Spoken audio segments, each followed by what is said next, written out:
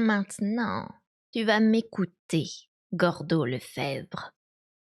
Lefebvre recula dans sa forge, les mains à demi levées pour se protéger de la fureur de la vieille femme. Elle avança sur lui, pourfendant le vide d'un doigt vertueux. C'est moi qui t'ai mise au monde, grand imbécile. Et t'as pas plus de jugeote aujourd'hui que ce jour-là. Mais, tenta Lefebvre qui fit un saut de côté pour ne pas reculer dans l'enclume. La magie l'a trouvé. La magie de mage. La mauvaise magie, tu comprends? Cette magie-là, elle est pas pour elle. Oui, mais... As-tu la moindre idée de ce qu'elle peut faire, cette magie? Lefebvre s'affaissa. Non. Mémé s'arrêta et se détendit un peu. Non, répéta-t-elle avec plus de douceur. Non, évidemment. Elle s'assit sur l'enclume et s'efforça de réfléchir calmement. Écoute, la magie a une espèce de vie propre. Ça n'a pas d'importance parce que, enfin, tu vois, la magie de mage. Elle leva les yeux sur sa longue mine ahurie et fit un nouvel essai. Bon, le cidre, tu connais ça? Lefebvre répondit oui de la tête. Là, il se sentait en terrain solide. Mais il n'était pas sûr d'où ça allait le mener. Et puis, il y a la gnôle, l'eau de vie de pomme, dit la sorcière. Le forgeron hocha la tête. L'hiver, tout le monde à Trouduc faisait de l'eau de vie. On laissait des baquets de cidre dehors durant la nuit et on retirait la glace jusqu'à ce qu'il ne reste plus qu'un tout petit trognon d'alcool. Eh ben, tu peux boire des quantités de cidre. Tu te sens mieux. Et voilà tout, non? Le forgeron approuva à nouveau du chef. Mais l'eau de vie de pomme, tu la bois dans des petits gobelets. T'en bois pas beaucoup. T'en bois pas souvent. Parce que ça te monte tout droit à la tête, hein? Le forgeron acquiesça et, conscient de ne guère participer à la discussion, ajouta « C'est vrai. » Voilà la différence, fit Mémé. La différence avec quoi? Mémé soupira. La différence entre la magie de sorcière et la magie de mage, dit-elle. Et la magie a trouvé ta fille. Si ta fille la maîtrise pas, alors arriveront ceux qui maîtriseront ta fille. La magie peut être une sorte de porte, et il y a des choses désagréables de l'autre côté. Tu comprends? Le forgeron hocha la tête. Il ne comprenait pas vraiment, mais il présumait fort justement que s'il l'avouait, Mémé entrerait dans des détails horribles. Elle a un esprit solide, et ça pourrait prendre du temps, dit Mémé. Mais tôt ou tard, ils la défieront. Lefebvre saisit un marteau sur son établi, le regarda comme s'il le voyait pour la première fois et le reposa. Mais, fit-il, si c'est la magie de mage qu'il a trouvée, ça l'avancera à rien d'apprendre la sorcellerie, hein. T'as dit que les deux étaient différentes. Les deux sont de la magie. Si tu peux pas apprendre à monter un éléphant, tu peux au moins apprendre à monter un cheval. C'est quoi un éléphant? Une espèce de blaireau, répondit Mémé. Elle n'avait pas gardé sa crédibilité forestière pendant 40 ans en reconnaissant son ignorance. Le forgeron soupira. Il se savait battu. Son épouse lui avait fait comprendre qu'elle approuvait cette idée et maintenant qu'il y réfléchissait, elle offrait certains avantages. Après tout, Mémé n'était pas éternelle, et ce ne serait pas si mal d'être le père de l'unique sorcière de la région en fin de compte. D'accord, dit-il. Ainsi, tandis que l'hiver prenait un virage et abordait à regret la longue côte vers le printemps, Esk passait des périodes de plusieurs jours consécutifs chez Mémé Cyr du Temps pour apprendre le métier de sorcière. Apparemment, il s'agissait surtout d'une affaire de mémoire. Les leçons étaient plutôt pratiques. Il y avait le nettoyage de la table de la cuisine et l'herborisme de base. Il y avait le décrottage des chèvres et l'emploi des champignons. Il y avait la vaisselle et l'invocation des petits dieux. Et il y avait toujours l'entretien du gros alambic de cuivre dans l'arrière-cuisine et la théorie et pratique de la distillation. Lorsque se levèrent les vents chauds du bord et qu'il ne resta plus que des traînées de neige à demi fondues sur le tronc des arbres, côté moyeux, Esk savait préparer tout un assortiment d'onguents, plusieurs cordiaux médicinaux, une vingtaine d'infusions spéciales et nombre de potions mystérieuses dont Mémé disait qu'elle apprendrait à se servir au bon moment. En aucune façon elle n'avait fait de magie. Tu verras tout ça. Mais attendons le bon moment, répétait distraitement Mémé. Mais je suis censée être une sorcière. C'est pas encore une sorcière. Cite-moi 3 herbes qui soulagent les intestins. Esk se mit les mains dans le dos, ferma les yeux et récita. Les extrémités en fleurs du grand pois de menteur, la médule de racine de la culotte du vieux, les tiges du lys de sang, les enveloppes des graines de... Ça va. Où trouve-t-on des cornichons d'eau? Dans les tourbières et les mares stagnantes, dis-moi de... Bien, ça rentre. Mais c'est pas de la magie, ça. Mémé s'assit à la table de la cuisine. Le plus gros de la magie, c'en est pas, dit-elle. Ça consiste seulement à connaître les bonnes herbes, apprendre à observer le temps, étudier les habitudes des bêtes et aussi celles des gens. C'est tout, fit Esk horrifié. Comment c'est tout? C'est plutôt beaucoup, dit Mémé. Mais non, c'est pas tout. Il y a autre chose. Tu peux pas me l'apprendre? Faut attendre le bon moment. Pas la peine que tu te montres déjà. Que je me montre? À qui? Les yeux de Mémé se précipitèrent vers les ombres dans les coins de la pièce. T'occupe pas de ça. Puis, même les dernières traînées résiduelles de neige disparurent, et les grands vents de printemps rugirent entre les montagnes. La forêt se mit à sentir la feuille moisie et la térébenthine. Quelques fleurs précoces bravèrent les gelées nocturnes, et les abeilles commencèrent à voler. Les abeilles, dit Mémé Cire du Temps. Ça, c'est vraiment de la magie. Elle souleva avec précaution le couvercle de la première ruche. Tes abeilles, poursuivit-elle. C'est ton hydromel, ta cire, ta gomme, ton miel. Les abeilles, c'est merveilleux. Et c'est une reine qui les dirige en plus, ajouta-t-elle avec un petit air approbateur. Elle te pique pas? Fit Esk qui recula un peu. Les abeilles sortaient à flot du rayon et submergeaient les parois rugueuses de la boîte en bois. Presque jamais, dit Mémé. Tu voulais de la magie, alors regarde. Elle plongea une main dans la masse grouillante d'insectes, puis émit un son léger, perçant et flûté, depuis le fond de sa gorge. Il se produisit un mouvement dans la masse, et une grande abeille, plus longue et plus grosse que les autres, lui grimpa sur la main. Quelques ouvrières l'accompagnaient. Elle se frottait contre elle et plus généralement pourvoyait à ses besoins. « Comment t'as fait ça ?» demanda Esk. « Ah !» fit Mémé. « Ça te plairait de le savoir. »« Ah oui, ça me plairait. C'est pour ça que j'ai posé la question, Mémé, » dit sévèrement Esk. « Tu crois que je me suis servi de magie ?» Esk baissa les yeux sur la reine, les releva sur Mémé. « Non, » dit-elle.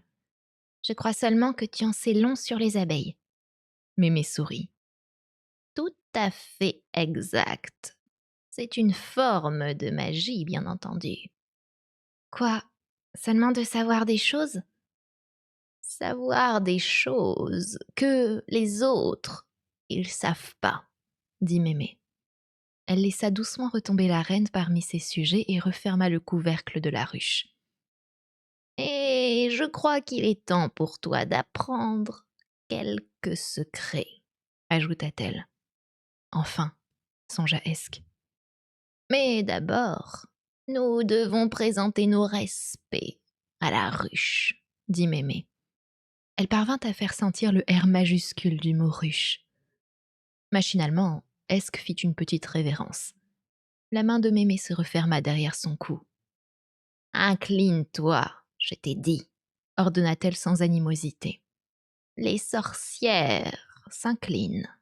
Elle fit une démonstration. Mais pourquoi? Se plaignit Esk. Parce que les sorcières doivent être différentes et que ça fait partie du secret, dit Mémé. Elles s'assirent sur le banc décoloré à côté au mur de la chaumière orienté vers le bord. Devant elles, les herbes atteignaient déjà une trentaine de centimètres de haut, sinistre parterre de feuilles vert pâle. Bon, Fit Mémé qui s'installa à son aise.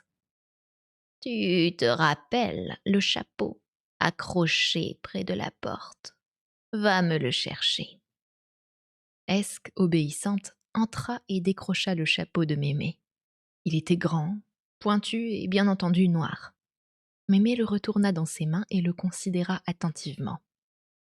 Ce chapeau, Dit-elle avec solennité, contient l'un des secrets de la sorcellerie.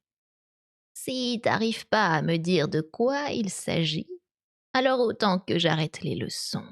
Parce qu'une fois que t'auras appris le secret du chapeau, tu pourras plus revenir en arrière. Dis-moi ce que tu sais du chapeau. je peux le tenir? Je t'en prie. Esk scruta l'intérieur du couvre-chef. Il renfermait une armature en fil de fer qui lui donnait sa forme et 2 épingles à chapeau. C'était tout. Il n'avait rien de particulièrement bizarre, sauf que personne dans le village n'en possédait de semblable. Mais ça ne le rendait pas magique pour autant. Esk se mordit la lèvre. Elle se voyait, honteuse, renvoyée dans ses foyers. Au toucher, il était normal, et il n'avait pas de poche secrète.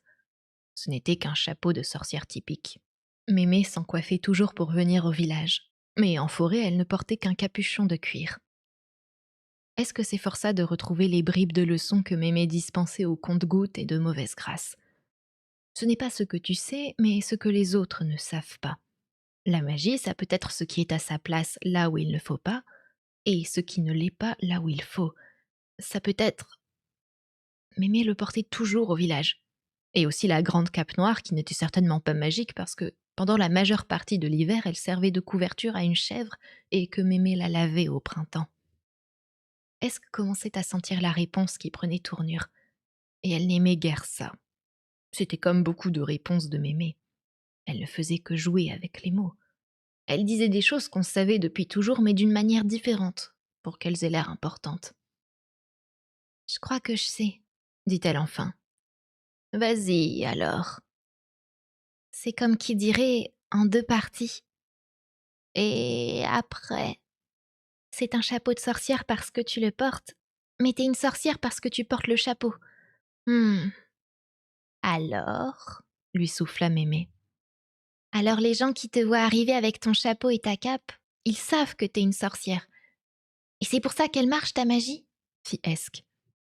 parfaitement, Répondit Mémé. on appelle ça de la tétologie. Elle tapota ses cheveux argentés ramassés en un chignon serré capable de casser des cailloux.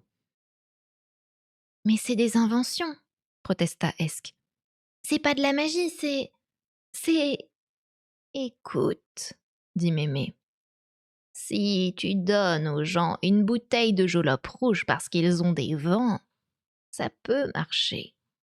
Mais si tu veux que ça marche à coup sûr, tu laisses leur esprit s'en charger.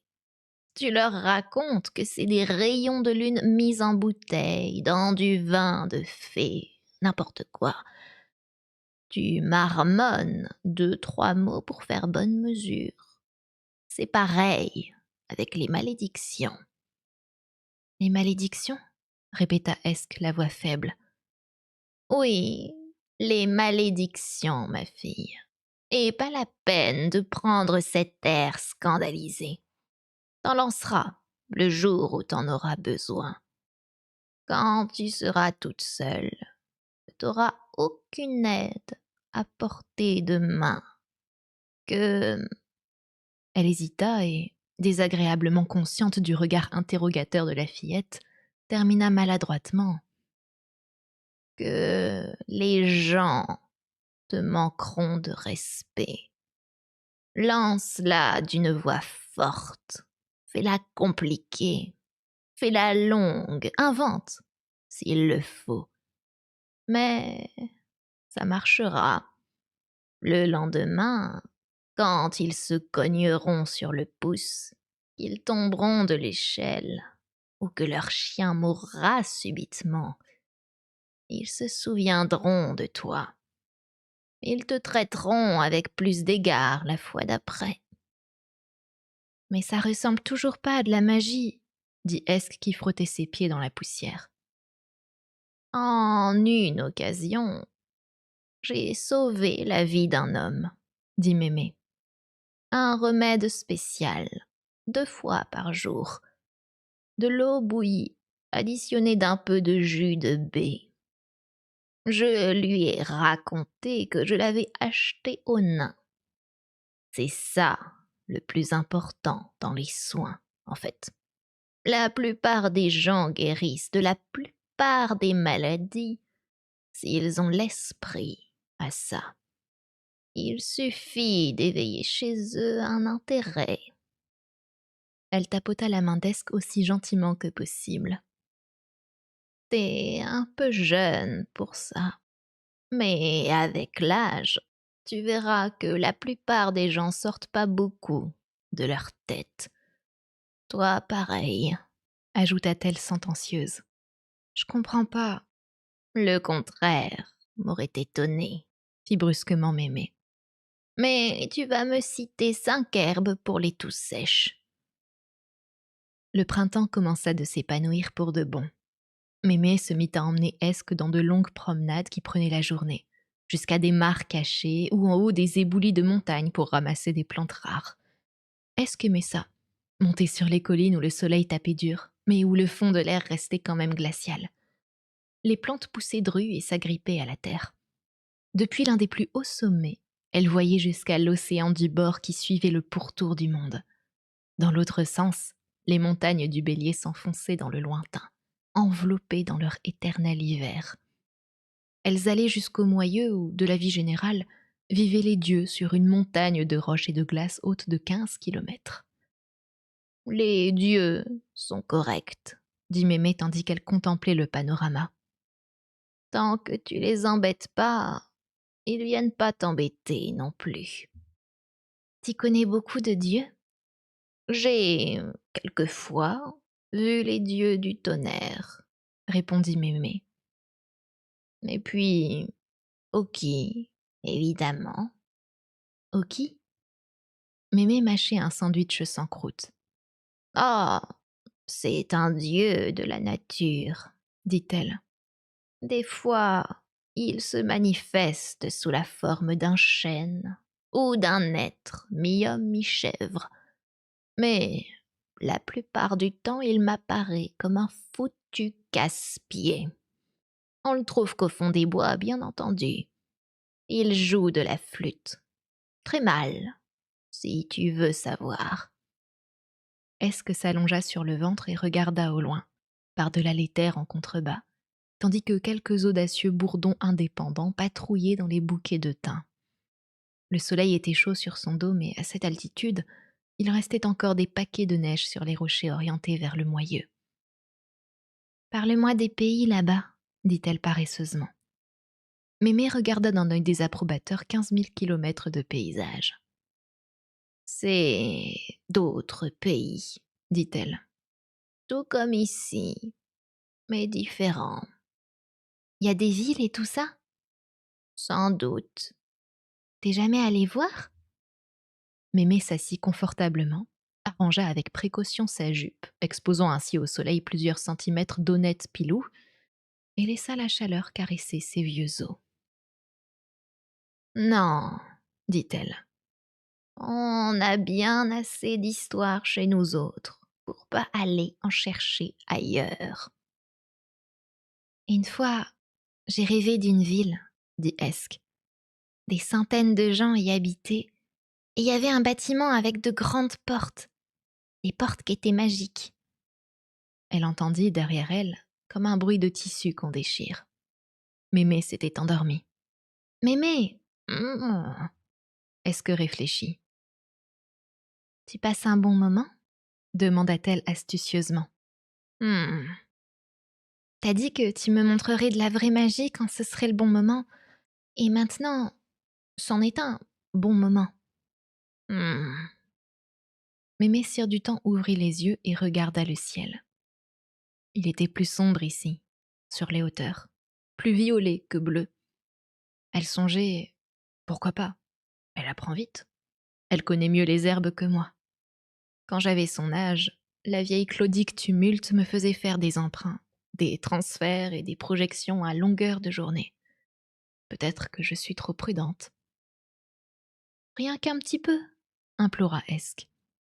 Mémé retournait l'idée dans sa tête. Elle ne trouvait plus de raison pour refuser. Je vais sûrement le regretter, se dit-elle, faisant preuve d'une grande clairvoyance. D'accord. Lâcha-t-elle. De la vraie magie? Fit Esk. Fini les herbes et la tétologie? De la vraie magie, comme tu dis, oui. Un charme? Non, un emprunt. Sur la figure d'Esk se lisait l'attente. Jamais elle n'avait eu l'air aussi alerte, semblait-il à Mémé. La vieille femme parcourut des yeux les vallées qui s'étendaient devant elle et finit par trouver ce qu'elle cherchait. Un aigle gris décrivait paresseusement des cercles au loin, au-dessus d'un bout de forêt bleutée dans la brume. Il avait pour l'heure l'esprit tranquille. Il ferait parfaitement l'affaire. Elle lança doucement la pelle, et les cercles de l'oiseau se rapprochèrent. La première chose à retenir pour un emprunt, c'est qu'il faut être installé confortablement et dans un endroit sûr, dit-elle tout en lissant l'herbe dans le dos de la fillette. Un lit, c'est ce qu'il y a de mieux. Mais c'est quoi un emprunt? Allonge-toi et prends-moi la main. Tu vois l'aigle là-haut? Esk fouilla des yeux en grimaçant le ciel sombre et brûlant. Il y avait 2 silhouettes de poupées sur l'herbe en dessous alors qu'elle virait sur le vent. Elle sentait l'air lui filer entre les plumes comme des mèches de fouet. L'aigle ne chassait pas, il savourait simplement la chaleur du soleil sur ses ailes. Aussi ne s'intéressait-il pas au sol en dessous. Mais l'air était un élément complexe, changeant à 3 dimensions, des spirales et des courbes entrelacées qui s'étiraient à perte de vue, des courants en épingles à cheveux autour des colonnes thermiques. Elle sentit une pression légère qui la retenait. L'autre chose à se rappeler, Fit la voix de Mémé tout près. c'est de pas déranger l'hôte. Si tu lui fais savoir que t'es là, il va soit lutter contre toi, soit paniquer, et dans les 2 cas, t'auras aucune chance de t'en sortir. Il a eu toute sa vie pour être un aigle, lui, pas toi. Esk garda le silence. T'as pas peur, hein? Demanda Mémé. Ça peut arriver la première fois. Et j'ai pas peur. La coupa Esk qui ajouta. Comment je fais pour le diriger? Tu vas pas le diriger. Pas encore. De toute façon, diriger une créature vraiment sauvage, ça s'apprend pas comme ça. Faut, disons, lui suggérer qu'elle pourrait avoir envie de faire des choses. Avec un animal domestique, évidemment, c'est complètement différent. Mais tu peux pas obliger une créature, quelle qu'elle soit, à faire ce qui est contre sa nature. Maintenant, essaye de trouver l'esprit de l'aigle. Esk sentait Mémé comme un nuage argenté et diffus au fond de sa tête. Après quelques tâtonnements, elle trouva l'aigle. Elle faillit le manquer. Il avait l'esprit petit, violet, acéré comme une pointe de flèche. Il se concentrait entièrement sur son vol et ne fit pas attention à elle. Bien, Approuva Mémé. on va pas aller trop loin. Si tu veux le faire tourner, faut... Oui, oui, dit Esk. Elle fit jouer ses doigts sans vraiment savoir où il se trouvait. L'oiseau prêt appuie sur l'air et vira. Très bien. Dit Mémé interloquée. Comment t'as fait ça? Je sais pas, ça semblait évident. Hmm. Mémé visita discrètement l'esprit minuscule de l'aigle. Il n'avait encore aucune conscience de ses passagers. Elle était sincèrement impressionnée, ce qui lui arrivait très rarement. Ils planèrent au-dessus de la montagne, tandis qu'Esk, tout excité, explorait l'essence du rapace. La voix de Mémé résonnait dans sa tête, donnait des directives, des conseils, des mises en garde. Elle écoutait d'une oreille distraite. Ça lui paraissait bien trop compliqué. Pourquoi ne pourrait-elle pas prendre possession de l'esprit de l'aigle? Ça ne lui ferait pas mal à l'oiseau. Elle voyait comment procéder. C'était juste un coup à prendre comme de claquer des doigts, ce qu'elle n'avait en réalité jamais réussi à savoir, et après elle pourrait véritablement goûter au plaisir de voler, sans intermédiaire. Et après, elle... Fais pas ça. dit calmement Mémé. Il en sortira rien de bon. Quoi? Tu crois vraiment que t'es la première, ma fille? Tu crois qu'aucune de nous a jamais pensé combien ce serait agréable de s'approprier un autre corps et de chevaucher le vent ou de respirer l'eau? Et tu crois vraiment que ça se passerait aussi facilement? Esk la regarda de travers, Pas la peine de me regarder comme ça. dit Mémé. Un jour, tu me remercieras. Commence pas à t'amuser avant de savoir ce que tu fais, hein. Avant de t'attaquer à ces trucs-là, tu dois apprendre comment réagir si ça tourne mal. Essaye pas de marcher avant de savoir courir. Je sens comment faire, Mémé. Pas sûr. C'est plus dur qu'il y paraît, un emprunt. Même si je reconnais que t'as un certain talent. Ça suffit pour aujourd'hui. Ramène-nous au-dessus de nos corps et je vais te montrer pour le retour. L'aigle battit l'air au-dessus des deux formes étendues, et la fillette vit, par un œil intérieur, deux couloirs qui s'ouvraient à leur intention. L'esprit de Mémé disparut. Maintenant, Mémé s'était trompée. L'esprit du rapace se défendit à peine et n'eut pas le temps de paniquer. Est-ce que le maintint enveloppé dans son propre esprit? Il frémit un instant, puis se fondit en elle. Mémé ouvrit les yeux à temps pour voir l'oiseau pousser un cri rauque et triomphant, descendre sur l'aile au ras de l'éboulis herbeux et plonger le long du flanc de la montagne. Ce fut un moment un point qui s'éloignait, puis il s'évanouit sur un dernier cri répercuté en écho. Mémé baissa les yeux sur la forme silencieuse d'Esk. La fillette ne pesait guère lourd, mais la route était longue jusqu'à la chaumière et l'après-midi tirait à sa fin. La barbe, dit-elle sans trop insister. Elle se releva, s'époussa et, dans un grognement d'effort, se hissa le corps inerte d'Esk sur l'épaule. Là-haut, dans l'air pur du coucher du soleil au-dessus des montagnes, l'aigle Esk cherchait davantage d'altitude, ivre de voler, ivre de vitalité. Sur le chemin du retour, Mémé tomba sur un ours affamé. Elle avait atrocement mal au dos et n'était pas d'humeur à se faire grogner dessus.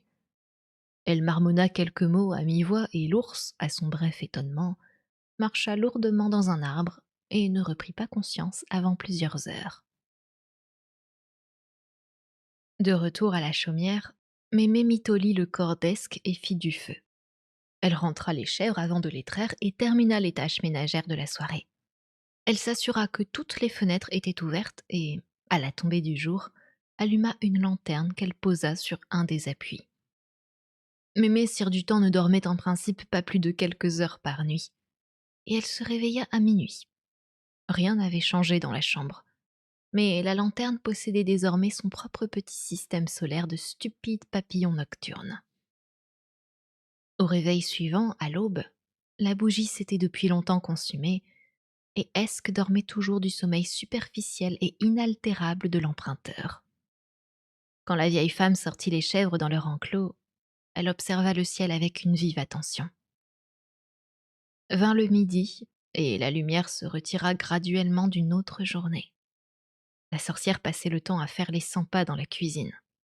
Parfois, elle succombait à des crises frénétiques de ménage, délogeait brusquement de vieux dépôts des fissures dans les dalles de pierre, grattait la suie d'hiver du contrefeu et le frottait à la mine de plomb jusqu'à lui retrancher 2 à 3 centimètres d'existence. Un nid de souris à l'arrière du buffet se vit gentiment mais fermement expulsé dans la chèvrerie. Vint le coucher du soleil. La lumière du disque-monde était vieille, pesante et lente. De la porte de la chaumière, Mémé la regarda refluer des montagnes, écouler ses flots dorés dans la forêt. Ici et là, elle s'accumula dans les creux, puis finit par faiblir et disparaître. Elle tambourina sèchement des doigts sur le montant de la porte en fredonnant un petit air désenchanté. Vint l'aube, et la chaumière fut vide, en dehors du corps d'Esk, silencieux et immobile sur le lit. Mais alors que la lumière dorée s'épanchait lentement à la surface du disque-monde comme la première vaguelette de la marée sur une vasière, l'aigle tournoyait de plus en plus haut sous la voûte des cieux, brassait l'air de lents et puissants battements d'ailes. L'ensemble du monde s'étalait sous Esk, tous les continents, toutes les îles, tous les cours d'eau et particulièrement l'océan du bord. Rien n'existait à cette altitude, pas même le son. Esk savourait cette sensation et poussait ses muscles alanguis à un effort plus grand. Mais quelque chose n'allait pas. Ses pensées avaient l'air de fuir sa volonté et de disparaître. Douleur, allégresse, fatigue se déversaient dans son esprit. Mais c'était comme si d'autres choses s'en échappaient en même temps. Les souvenirs s'estompaient au gré du vent. À peine se cramponnait-elle à une idée qu'elle s'évaporait sans laisser de traces. Elle perdait des morceaux d'elle-même et ne se rappelait pas quoi. Elle paniqua, se raccrocha à des certitudes. Je suis Esk. J'ai volé le corps d'un aigle et la sensation du vent dans les plumes, la faim, chercher le non-ciel en dessous. Elle essaya encore. Je suis Esk et trouver le chemin du vent, mal aux muscles, l'air froid qui cingle. Je suis Esk, loin au-dessus de l'air humide, mouillé blanc, au-dessus de tout. Le ciel est léger. Je suis. Mémé était dans le jardin, au milieu des ruches, et le vent du petit matin lui fouettait les jupes. Elle passait d'une boîte à l'autre, tapait sur les toits. Ensuite, debout dans les halliers de bourrache et de monarde qu'elle avait plantés tout autour, elle tendit les bras devant elle et entonna un chant si haut dans l'aigu qu'aucun être ordinaire n'aurait pu l'entendre. Mais un grondement monta des ruches, et l'air se peupla soudain de faux bourdons lourds, aux grands yeux, à la voix profonde. Ils décrivirent des cercles au-dessus de la tête de la vieille femme, ajoutant leur fredon grave à sa mélopée. Puis d'un coup, leur nuage s'élança dans la lumière croissante de la clairière et disparut par-dessus les arbres. Il est bien connu, du moins chez les sorcières, que chaque colonie d'abeilles ne représente pour ainsi dire qu'une partie de la créature qu'on appelle l'essaim.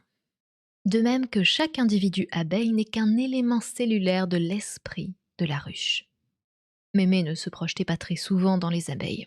D'abord parce que les insectes avaient un cerveau bizarre, étranger, au goût de fer blanc, mais surtout parce qu'elle soupçonnait l'essaim d'être beaucoup plus intelligent qu'elle.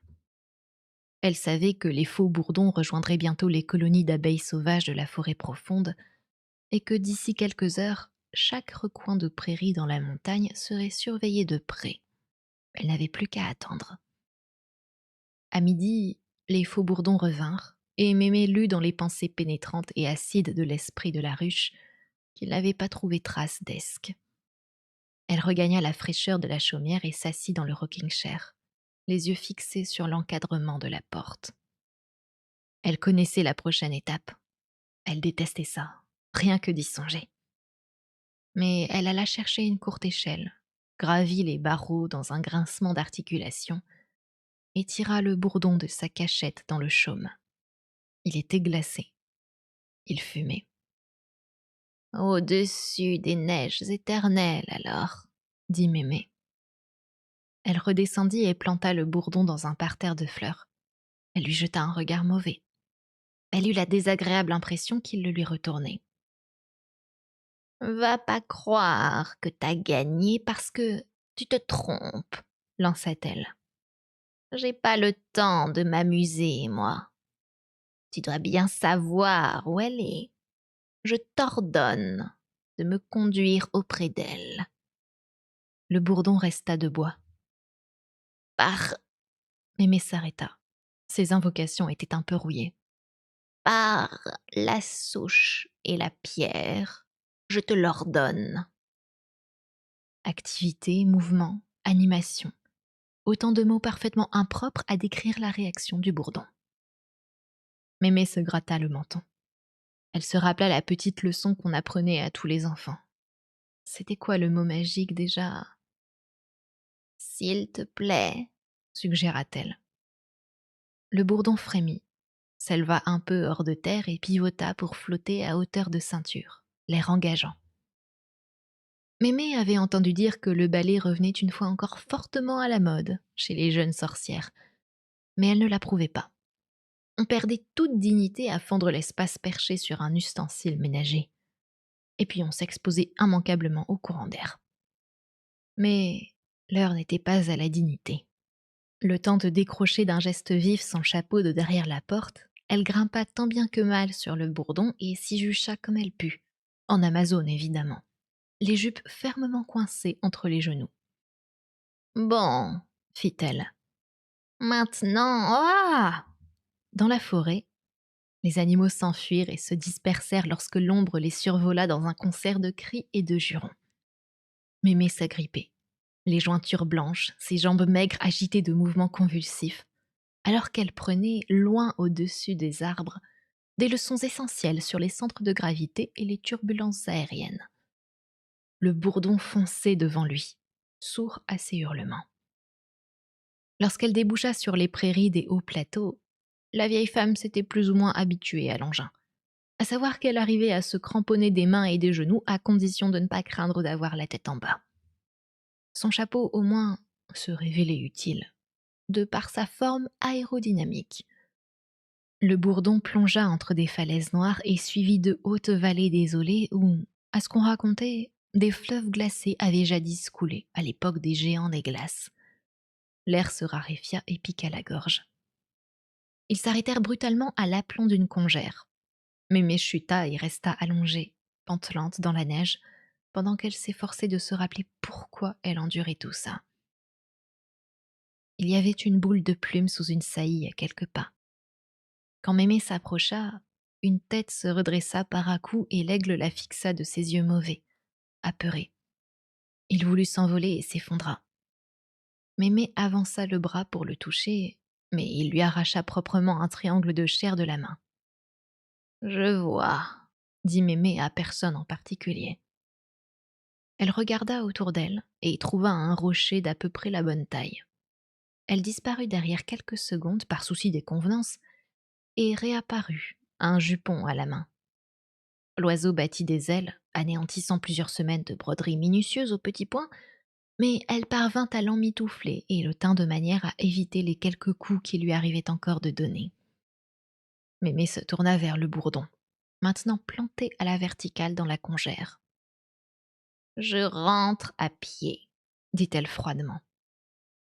Il se trouvait, s'aperçut-elle bientôt, dans une vallée en cul-de-sac qui surplombait un précipice de plusieurs centaines de mètres au fond tapissé de rochers noirs et acérés.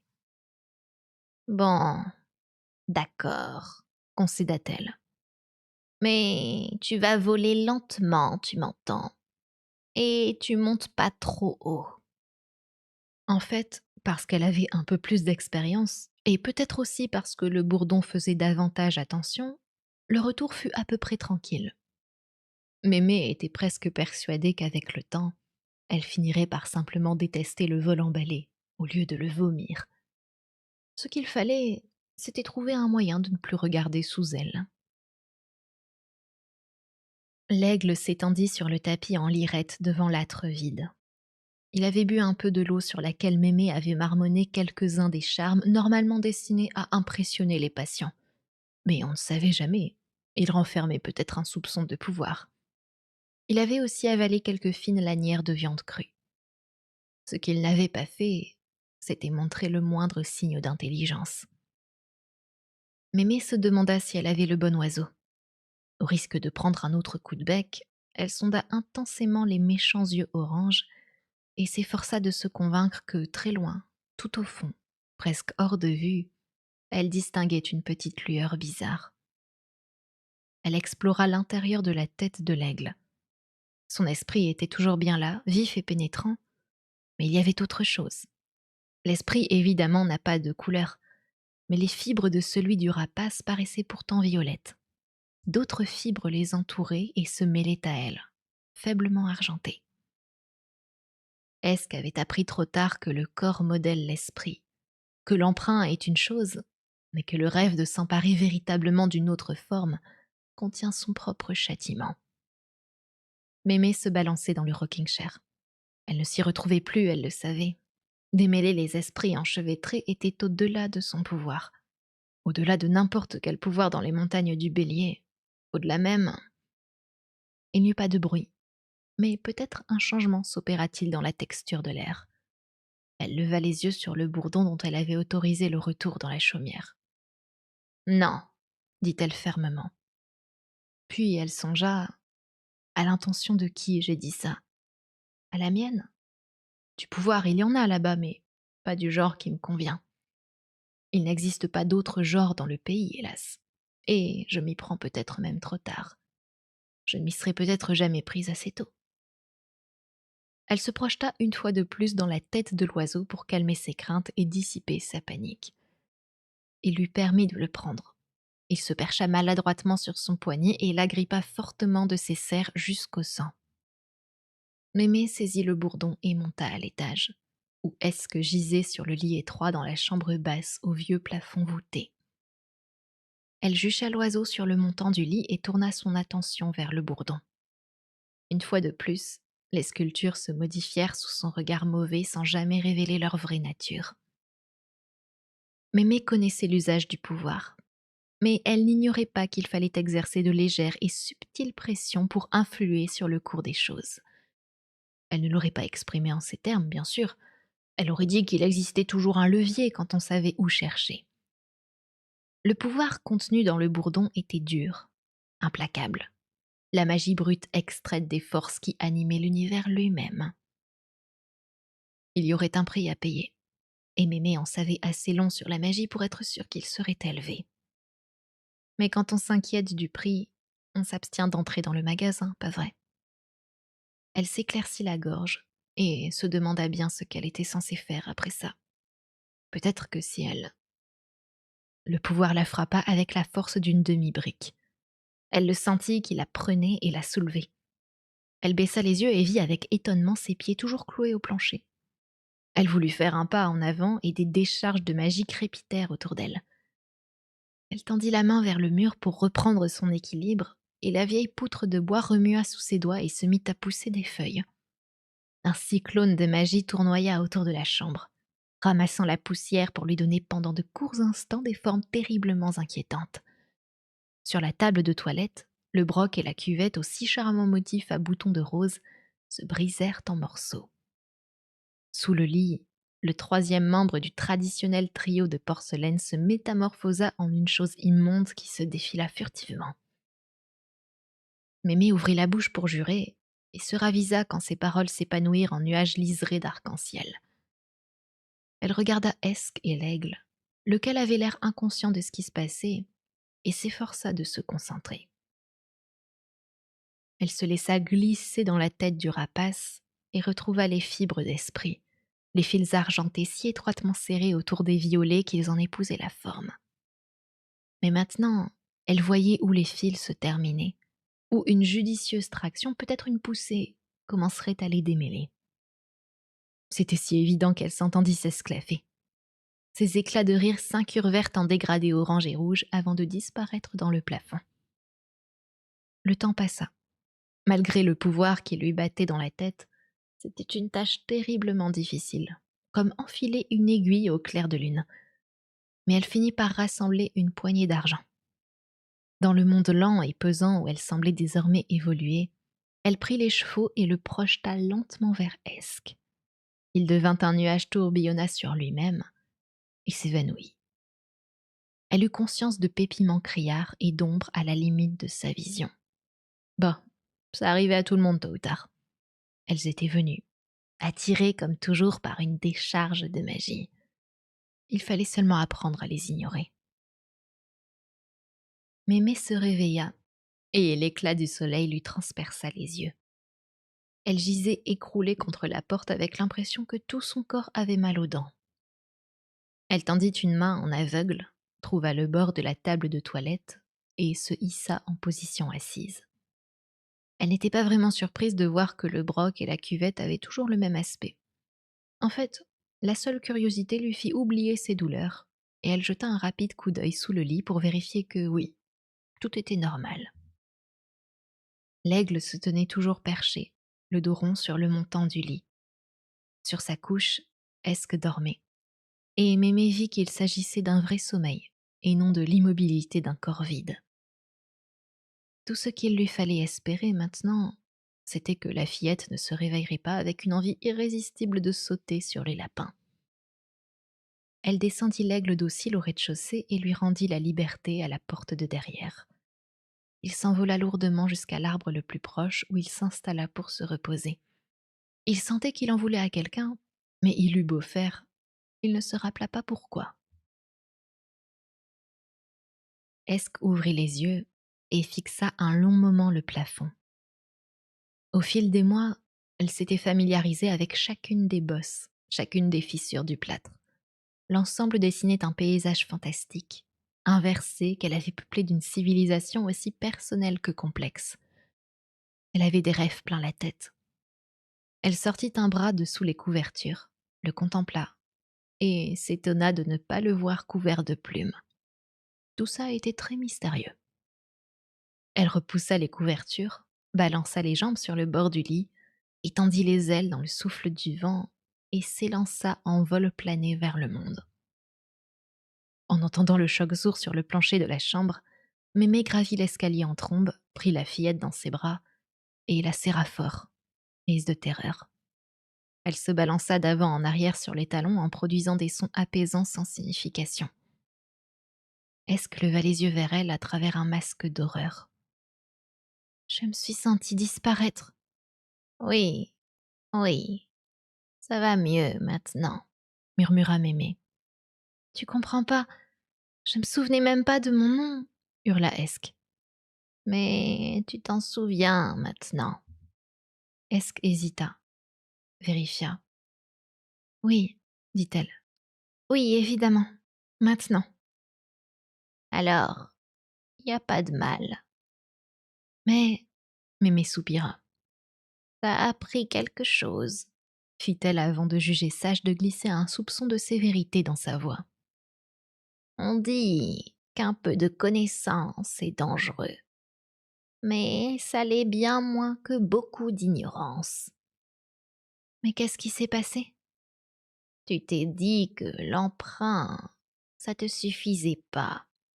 Tu t'es dit que ce serait bien de chipper le corps d'un autre. Mais tu dois savoir qu'un corps, c'est comme un moule de gelée. Il donne une forme à son contenu, tu vois. On peut pas mettre l'esprit d'une petite fille dans le corps d'un aigle. Pas longtemps, en tout cas. Je suis devenue aigle ? Oui. C'était pas vraiment moi, tout de même. Mémé réfléchit un instant. Il lui fallait toujours marquer une pause quand ses conversations avec Esk lui faisaient franchir les limites d'un vocabulaire décent. « Non, dit-elle enfin. pas dans le sens où tu l'entends. C'était rien qu'un aigle qui maintenant fait peut-être des rêves bizarres de temps en temps. Par exemple, quand toi tu rêves que tu voles, peut-être que lui se souvient avoir marché et parlé. Beuh, mais tout ça, c'est fini à présent. dit Mémé en lui adressant un léger sourire. T'es redevenu toi-même et l'aigle a retrouvé son esprit. Il est perché dans le grand hêtre à côté des cabinets. J'aimerais que tu lui portes quelque chose à manger. Esk s'assit sur les talons et fixa un point au-delà de la tête de Mémé. Il y avait des choses bizarres, dit-elle sur le ton de la conversation. Mémé se retourna d'un bloc.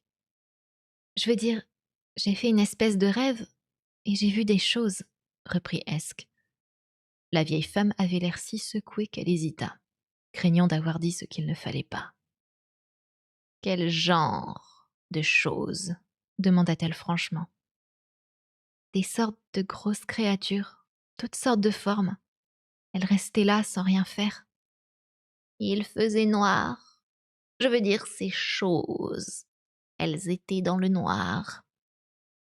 Il y avait des étoiles, je crois. Mémé Mémé Sire-du-Temps contemplait le mur. Mémé répéta Esk. Oui. Oh, Mémé se secoua. oui, je vois.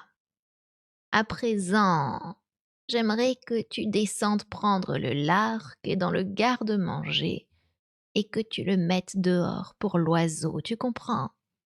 Ce serait aussi une bonne idée de le remercier. On sait jamais. Quand Esk revint, Mémé beurrait du pain. Elle approcha son tabouret de la table, mais la vieille femme agita le couteau à beurre dans sa direction. Commençons par le commencement. Mets-toi debout. Passe à moi. Esk obéit perplexe. Mémé planta le couteau dans la planche à pain et secoua la tête. Bon sang, Dit-elle au monde en général. je sais pas comment on s'y prend. Il doit y avoir un genre de cérémonie, telle que je connais les mages. Faut toujours qu'ils compliquent. Qu'est-ce que tu veux dire? Mémé parut l'ignorer mais traversa la pièce pour gagner le coin sombre près du buffet. Probable que tu devrais avoir un pied dans un seau de porridge froid, porter un gant et tout le tremblement, Poursuivit-elle. je voulais pas en arriver là. Mais on me force la main. De quoi tu parles, Mémé? La vieille sorcière tira d'un coup sec le bourdon de son renfoncement d'ombre et l'agita vaguement en direction d'Esk. Tiens, il est à toi. Prends-le. J'espère seulement que c'est la bonne chose à faire. En réalité, la remise d'un bourdon à un apprenti mage fait d'ordinaire l'objet d'une cérémonie très impressionnante, surtout si le bourdon a appartenu à un mage chevronné. L'antique tradition impose une épreuve longue et terrible où se mêlent masques, cagoules, épées et serments effroyables à propos de langues arrachées, d'entrailles déchiquetées par les oiseaux sauvages, de cendres semées aux vivants, et ainsi de suite. Après plusieurs heures de ce traitement, l'apprenti est admis dans la confrérie des sages et des lumières. La cérémonie donne aussi lieu à un long discours. Par un hasard extraordinaire, Mémé l'avait résumé en quelques mots. Esk prit le bourdon et le regarda d'un air dubitatif. « Il est drôlement beau, dit-elle pas très sûre. Les sculptures sont jolies. C'est pour quoi faire? Assieds-toi et écoute-moi bien pour une fois. Le jour où t'es né. Et voilà. Esk fixa le bourdon, puis Mémé. Faut que je sois mage? Oui, non, je sais pas. C'est pas vraiment une réponse, Mémé, reprocha Esk. Il le faut, oui ou non? Les femmes peuvent pas être mages, Trancha la sorcière. c'est contre nature. pareil qu'une femme forgeron. Tu sais, j'ai vu travailler papa et je vois pas pourquoi. Écoute, S'empressa de dire Mémé. on peut pas plus avoir de femmes mages que de sorcières hommes, parce que J'ai entendu parler de sorcières hommes, risqua timidement Esk. des sorciers, Je crois que c'est ça. on ne devrait pas les appeler comme ça. Ce que je veux dire, c'est qu'il n'existe pas de sorcières mâles, seulement des imbéciles. Fit violemment Mémé.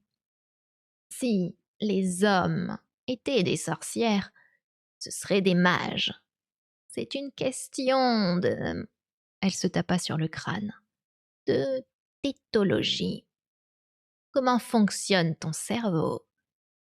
Le cerveau des hommes fonctionne différemment du nôtre, tu vois. Leur magie, c'est des histoires de nombres, d'angles, de côtés et de ce que font les étoiles. Comme si c'était vraiment important. C'est une affaire de pouvoir. C'est Mémé marqua une pause et ressortit son mot favori pour décrire tout ce qu'elle méprisait chez les mages. de la géométrie. Très bien alors, dit Esk soulagée. Je vais rester ici et apprendre à devenir sorcière. Ah, Fit Mémé la mine sombre. tu parles sans savoir. Je crois pas que ce soit aussi facile. Mais c'est toi qui as dit que les hommes faisaient des mages et les femmes des sorcières, et que le contraire c'était pas possible. C'est vrai. Eh ben alors, fit Esk triomphante, tout est clair, non? Je peux être qu'une sorcière. Mémé montra du doigt le bourdon. Esk haussa les épaules. C'est qu'un vieux bâton. Mémé secoua la tête de gauche à droite. Esk plissa les yeux. Non? Non, Et je peux pas être sorcière? je sais pas ce que tu peux être. Tiens le bourdon. Quoi? Tiens le bourdon. Regarde, j'ai préparé le feu dans la cheminée. Allume-le. Le briquet est... commença Esk. Tu m'as dit, une fois, qu'il y avait de meilleurs moyens d'allumer le feu. Montre-moi. Mémé se mit debout. Dans l'obscurité de la cuisine, elle parut grandir jusqu'à la remplir d'ombres mouvantes, échevelées, lourdes de menaces. Elle laissa tomber un regard méchant sur Esk. Montre-moi. Ordonna-t-elle, et sa voix avait la froideur de la glace. Mais, fit désespérément Esk qui serra le lourd bourdon contre elle et renversa le tabouret dans sa hâte à reculer. Montre-moi. Avec un cri, Esk se retourna brusquement. Du feu jaillit de l'extrémité de ses doigts et décrivit un arc de cercle à travers la cuisine. Le petit bois explosa avec une force qui précipita les meubles autour de la pièce, et une boule de violente lumière verte crépita dans l'âtre. Des dessins changeants la parcoururent à toute vitesse quand elle tournoya en grésillant sur les pierres qui se lézardèrent, puis se liquéfièrent. La plaque de cheminée en fer résista bravement quelques secondes avant de fondre comme cire. Elle apparut une dernière fois sous forme d'une traînée rouge sur la boule de feu et disparut. Un instant plus tard, le chaudron subit le même sort. Au moment où l'on se disait que la cheminée allait les imiter, l'antique sous-âtre céda et, sur un dernier crachotement, la boule de feu sombra hors de vue. Par-ci par-là, un grésillement ou une bouffée de vapeur signalait son passage à travers le sol. Sinon, tout était silencieux, de ce silence qui suit un bruit strident pour siffler fortement aux oreilles. Et après la lumière actinique éblouissante, il faisait dans la cuisine aussi noir que dans un four. Mémé rampa enfin hors de son abri derrière la table et s'approcha à quatre pattes aussi près qu'elle l'osa du trou toujours bordé d'une croûte de lave. Elle se jeta en arrière lorsque jaillit un autre champignon de vapeur surchauffé. Paraît qu'il y a des mines de nains sous le bélier. dit-elle histoire de causer. Bon sang, ça va leur faire une drôle de surprise aux demi-couillons. Elle poussa doucement la petite flaque de métal en train de refroidir là où s'était trouvé le chaudron et ajouta: Dommage pour ma plaque. Il y avait des chouettes dessus, tu sais. d'une main tremblante, elle tapota avec précaution ses cheveux roussis. Je crois que ça mérite une bonne tasse d'eau froide. Est-ce que se regarder les doigts émerveillés? C'était de la vraie magie, dit-elle enfin. Et c'est moi qui l'ai faite, Une forme de magie. rectifia Mémé. Oublie pas ça. Et t'amuse pas non plus tout le temps avec. Si tu l'as en toi, faut apprendre à la maîtriser. Tu peux me l'apprendre, toi? Moi, non. Comment je vais faire s'il y a personne pour m'apprendre? Faudra aller là où il y a des gens pour ça. À l'école des mages. Mais tu m'as dit. Mémé s'arrêta de remplir une cruche au seau d'eau. Oui, oui, coupa-t-elle. Tant pis pour ce que j'ai dit. Pour le bon sens et tout. Des fois, faut suivre le cours des choses. Et mets avis que tu vas aller à l'école des mages d'une façon ou d'une autre. Est-ce que réfléchit? Tu veux dire que c'est ma destinée? Finit-elle par demander. Mémé haussa les épaules. Quelque chose dans ce goût-là. Probable. Qui sait? Cette nuit-là, longtemps après avoir envoyé Esk au lit, Mémé mit son chapeau, alluma une bougie neuve, essuya la table et sortit une petite boîte en bois de sa cachette secrète dans le buffet. Elle contenait une bouteille d'encre, une vieille plume d'oie et quelques feuilles de papier. Mémé n'aimait pas trop ça, se frotter au monde des lettres. Les yeux lui sortaient de la tête, la langue lui pendait de la bouche, la sueur lui perlait au front. Mais elle fit courir la plume sur la page dans un crissement parfois émaillé d'un La barbe. ou d'un Fait chier. murmuré à voix basse. La lettre était libellée comme suit. Bien qu'il manque à cette version la cire de bougie, les pâtés, les ratures et les taches humides de l'original. Pour le mage principal, Université invisible. Bonjour à vous. J'espère que vous allez bien. Je vous envoie Escarina Lefebvre. Elle a ce qu'il faut pour faire un mage, mais je ne sais pas comment m'y prendre. Elle est travailleuse et propre de sa personne, et aussi elle est adroite de ses mains pour diverses tâches ménagères. Je lui donnerai de l'argent. Je vous souhaite de vivre longtemps et de finir vos jours en paix. Votre obligée, Esmeralda Cire du Temps, maîtresse sorcière. Mémé leva son texte à la lumière de la bougie et le considéra d'un œil critique. Une bonne lettre. Elle avait trouvé le mot duers dans l'almanach qu'elle lisait chaque soir. On y prédisait tout le temps duers calamité et duers infortune. Mémé n'était pas très sûre du sens. N'empêche que c'était un fameux mot. Elle cacheta la lettre à la cire de bougie et la posa sur le buffet. Elle la laisserait au village afin que le ravitailleur l'emporte quand elle y descendrait demain pour un nouveau chaudron.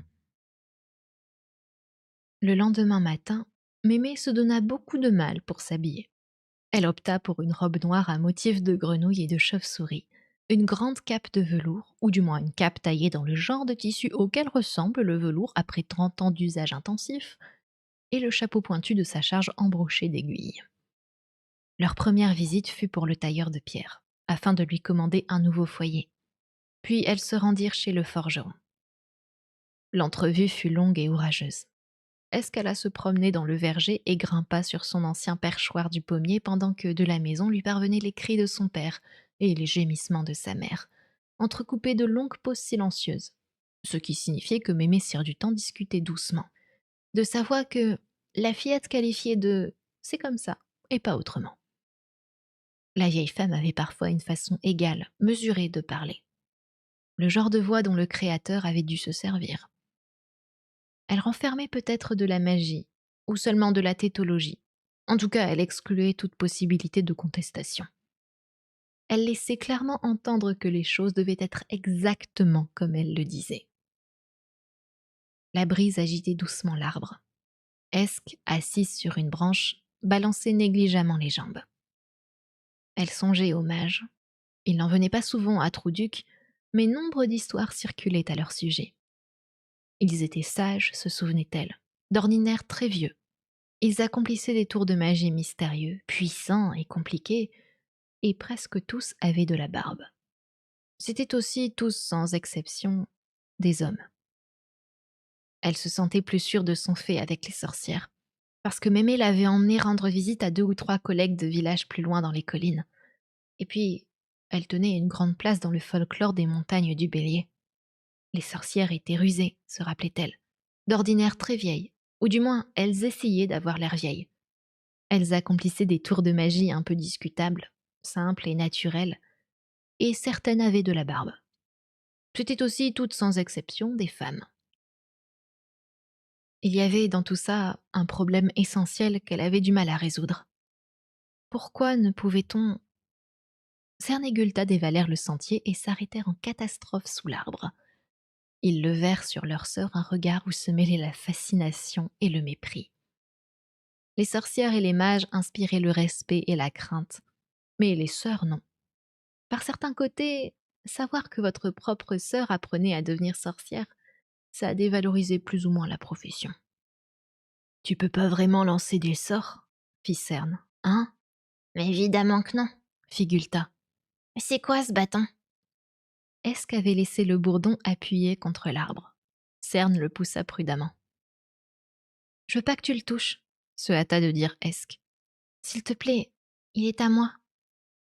En temps normal, Cern manifestait autant de sensibilité qu'un roulement à billes. Mais sa main s'arrêta au milieu de son geste, à sa grande surprise. Je voulais pas le faire de toute façon, marmonna-t-il pour cacher sa confusion. C'est qu'un vieux bâton. C'est vrai que tu peux lancer des sorts? Demanda Gulta. On a entendu Mémé dire que tu pouvais. On a écouté à la porte, ajouta Cern. Vous avez dit que je pouvais pas, dit Esk d'un ton dégagé. Alors tu peux, oui ou non? Fit Gulta de plus en plus rouge. Peut-être. Non, tu peux pas. Esk baissa les yeux sur sa figure. Elle aimait ses frères, quand elle y pensait, plus ou moins par devoir, mais en général elle les considérait surtout comme du potin en pantalon. Il y avait cependant quelque chose de terriblement porcin et déplaisant dans la manière dont Gulta la fixait, comme si elle l'avait personnellement insultée. Elle sentit son corps commencer à la picoter, et le monde lui parut soudain parfaitement clair et net. « Si, je peux, dit-elle. Le regard de Gulta passa de la fillette au bourdon, et ses yeux s'étrécirent. Il lui balança un méchant coup de pied. Vieux bout de bois. Il ressemblait, songea-t-elle, comme 2 gouttes d'eau à un petit cochon en colère. En entendant les cris de Cern, Mémé et les parents Lefebvre apparurent à la porte de derrière, puis piquèrent un sprint sur la piste cendrée. Esk était perché sur la fourche du pommier, l'air plongé dans une méditation rêveuse. Cern se cachait derrière l'arbre.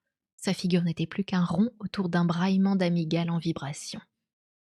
Gulta, étonnée, assise sur un tas de vêtements qui ne lui allaient plus, fronçait le groin. Mémé s'approcha d'un pas énergique de l'arbre jusqu'à ce que son nez crochu soit au niveau de celui d'Esk. « Changer les gens en cochons, ça se fait pas, siffla-t-elle. Même des frères. C'est pas moi, c'est arrivé tout seul.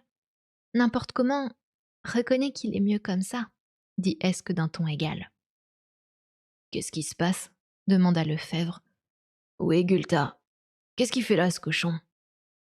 Ce cochon, dit Mémé Cire du Temps.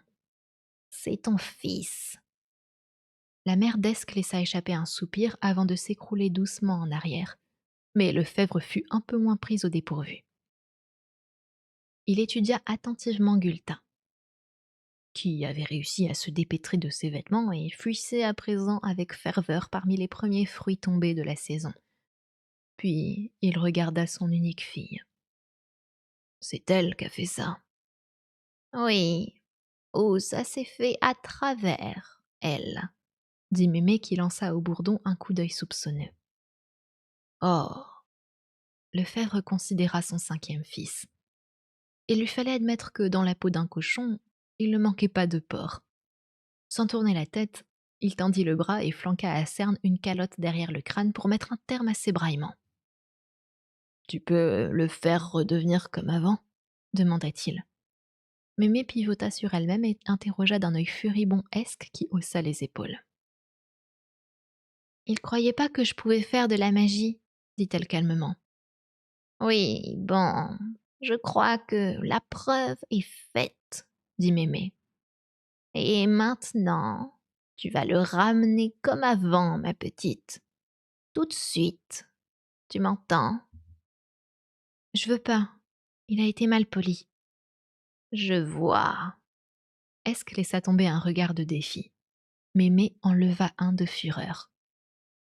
Leurs volontés s'entrechoquèrent comme des cymbales, et l'air entre les deux s'épaissit.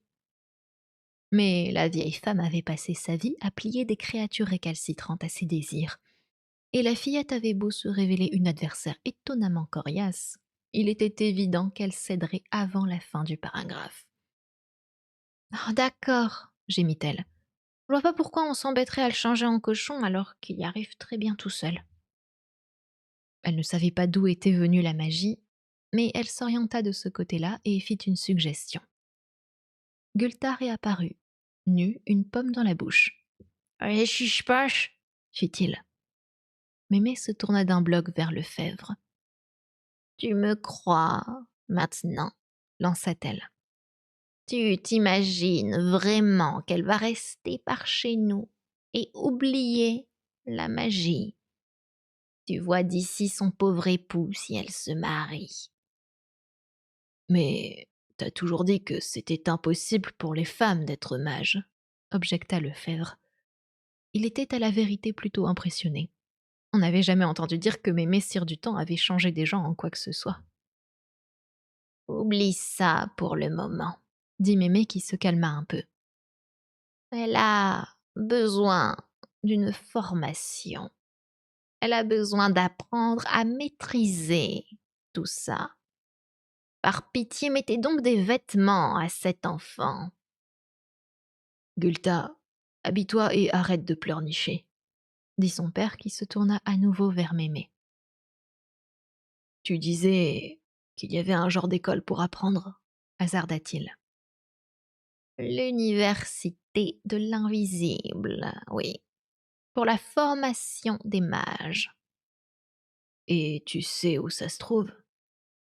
Oui, mentit Mémé dont les notions de géographie étaient légèrement moins bonnes que ses connaissances en physique subatomique. Les yeux de Lefebvre allèrent de la vieille femme à sa fille qui boudait. « Et ils vont faire d'elle un mage ?» demanda-t-il. Mémé soupira.